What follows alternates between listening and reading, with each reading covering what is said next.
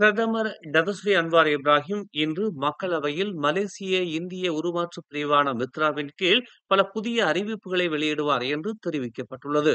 தொழில் முனைவோர் மேம்பாடு மற்றும் கூட்டுறவுத்துறை துணை அமைச்சர் ரமணன் நேற்று தனது அமைச்சகத்திற்கான 13வது மலேசிய திட்டம் குறித்த விவாதத்தை முடிக்கும் போது இதை உறுதிப்படுத்தினார். இந்த முயற்சிகள் வலுவான சமூக பொருளாதார தாக்கத்தை ஏற்படுத்தும் என்றும், இந்திய சமூகம் தொடர்ந்து ஆதரிக்கப்படுவதையும், தேசிய வளர்ச்சியிலிருந்து பயனடைவதையும் இது உறுதி செய்யும் என்றும் அவர் கூறினார். மித்ராவின் கீழ் புதிய முயற்சிகள் மற்றும் திட்டங்களை வடிவமைப்பதில் அரசாங்கம் மிகவும் பயனுள்ள ஒரு புதிய அணுகுமுறையை பயன்படுத்தும் என்றும் ரமணன் தெரிவித்தார். தேசிய கொடி விவகாரம் தொடர்பிலான அம்னோ இளைஞர் பிரிவு தலைவர் அக்மால் சலேவின் வரம்பு மீறிய கடுமையான பேச்சுகளும் தந்திரங்களும் தேசிய முன்னணியை புதைகுழியில் தள்ளிவிடக்கூடும் என்றும், பக்கத்தான் ஹரப்பானுக்கு பாதிப்பை ஏற்படுத்திவிடக்கூடும் என்றும் மாசிசாவின் முன்னாள் உதவி தலைவர் தி லியான் கெர் எச்சரித்துள்ளார். அக்மாலின் அரசியல் நாடகம் அம்னோவுக்கு கூடுதலான மலாய்க்காரர்களின் வாக்குகள் கிடைப்பதற்கு வழிவகுக்காது என்றும், மாறாக தேசிய முன்னணிக்கான சீனர் மற்றும் இந்திய வாக்காளர்களின் ஆதரவை அது திசை திருப்பிவிடும் என்றும் அவர் எச்சரித்துள்ளார். அக்மால் விஷயத்தில் அம்னோ தொடர்ந்து மௌனமாக இருந்தால் அல்லது அவருக்கு ஆதரவு அளித்து வந்தால் அதனால் ஏற்படக்கூடிய பாதிப்புகள் அல்லது சேதங்கள் மாசிசா மற்றும் மாயிகாவோடு நின்றுவிடாது என்று அவர் குறிப்பிட்டுள்ளார். மாறாக இதன் மூலம் அம்னோவே தேசிய முன்னணியை அழித்துவிடும் என்று அவர் கூறினார். தேசிய முன்னணியும் பக்கத்தான் ஹரப்பானும் தொடர்ந்து ஒன்றாக பணியாற்றி வந்தால் பக்கத்தான் ஹரப்பானை அது பாதிக்க செய்துவிடும் என்று அவர் குறிப்பிட்டுள்ளார்.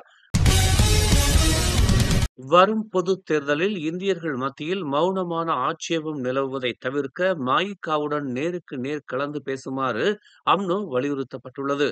மாயிகா இன்னமும் அடிமட்ட உறுப்பினர்களை கொண்டிருப்பதால் தேசிய முன்னணி கவனமாக இருக்க வேண்டும் என்று அரசியல் ஆய்வாளர் அவாங் அஸ்மி அவாங் பாவி கூறியுள்ளார்.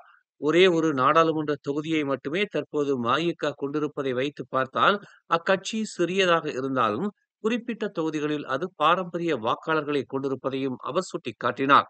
உதாரணத்துக்கு சிகாமாட், தாப்பா மற்றும் சுங்கை சிப்புட் நாடாளுமன்ற தொகுதிகளை கூறலாம் என்று அவர் தெரிவித்தார்.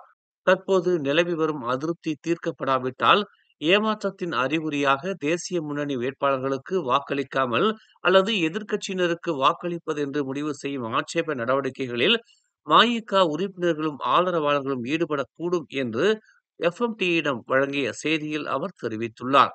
மூவின வாக்காளர்கள் கலவையாக இருக்கும் தொகுதிகளில் 1 அல்லது 2 விழுக்காட்டு இந்திய வாக்காளர்கள் திசை மாறினாலும் தேசிய முன்னணி அல்லது அம்னோ அத்தொகுதிகளில் தோல்வி அடைவது உறுதி என்று மலாயா பல்கலைக்கழகத்தைச் சேர்ந்தவரான அவர் எச்சரிக்கை விடுத்துள்ளார்.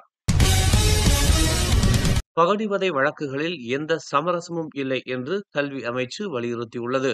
விசாரணைகள் மேற்கொள்ளப்படுவதற்கு அதிகாரப்பூர்வ தளங்கள் மூலம் உடனடியாக புகார் அளிக்கப்பட வேண்டும் என்று வலியுறுத்தப்பட்டுள்ளது. அந்த நோக்கத்திற்காகவே பிரத்யேகமாக அமைக்கப்பட்ட பகடிவதை புகார் அமைப்பு முறை மூலம் புகார்களை சமர்ப்பிக்கலாம் என்றும், இதில் தங்கள் அடையாளங்களை வெளிப்படுத்த விரும்பாத புகார்தாரர்கள் பெயர் குறிப்பிடாமல் புகார்களை அனுப்பலாம் என்றும் தெரிவிக்கப்பட்டுள்ளது. விசாரணை மற்றும் நடவடிக்கை மேற்கொள்வதற்கு புகார்களில் தேதி, நேரம், இடம் மற்றும் குற்றவாளி மற்றும் பாதிக்கப்பட்டவரின் விவரங்கள் போன்ற முழுமையான தகவல்கள் இருக்க வேண்டும் என்று அது குறிப்பிட்டுள்ளது. அந்நிய நாட்டு மாணவர்களுக்கான கல்வி கட்டணத்தில் 6 விழுக்காடு சேவை வரி விதிக்கும் புத்ராஜயாவின் முடிவை பிரதமர் அன்வார் இப்ராஹிம் நேற்று ஆதரித்தார். அதிகரித்து வரும் கல்வி நிதி செலவை ஈடுகட்ட இது அவசியம் என்று அவர் கூறினார். மல்டிமீடியா பல்கலைக்கழகத்தில் நடந்த தெமு அன்வார் நிகழ்ச்சியில் பேசிய அன்வார், கடந்த 2 ஆண்டுகளில் தேசிய பட்ஜெட்டில் கல்விக்கு மிகப்பெரிய ஒதுக்கீடு கிடைத்துள்ளதாகவும், அதை தொடர்ந்து சுகாதார பராமரிப்புக்கும் நிதி ஒதுக்கப்பட்டுள்ளதாகவும் அவர் கூறினார்.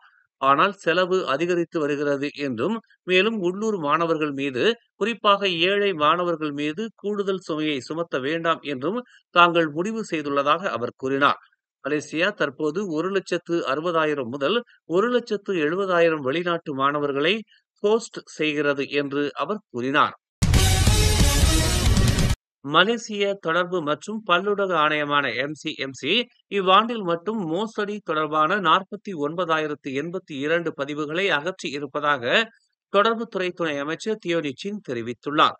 ஆகஸ்ட் 1ஆம் தேதி வரையிலான நிலவரம் இது என்று அவர் குறிப்பிட்டுள்ளார். சென்ற ஆண்டில் 63,652 பதிவுகளும், அதற்கு முந்தைய 2023ஆம் ஆண்டில் 6,297 பதிவுகளும் இணையத்திலிருந்து நீக்கப்பட்டதாக அவர் சுட்டிக்காட்டினார். போலி கணக்குகள், ஆள் மாறாட்டம் உள்ளிட்ட மோசடி பதிவுகள் பரப்பப்படுவது கடந்த சில ஆண்டுகளில் அதிக அளவு உயர்ந்து விட்டதாக அவர் கூறினார். மேலும் செய்திகளை தெரிந்து கொள்ள தமிழ் மலர் நாளிதழை பாருங்கள். உடனுக்குடன் செய்திகளை தெரிந்து கொள்ள தமிழ் மலர் இணையதளம், தமிழ் மலர் செயலி மற்றும் மலர் டிவி யூடியூப் சேனலை வலம் வாருங்கள். எங்களோடு இணைந்திருக்க மலர் டிவியை பதிவு செய்து கொள்ளுங்கள். உறவுகள் மகிழ்ந்திட விருப்பம் மற்றும் பகிர்வு சேவையை சொடுக்கிடுங்கள்.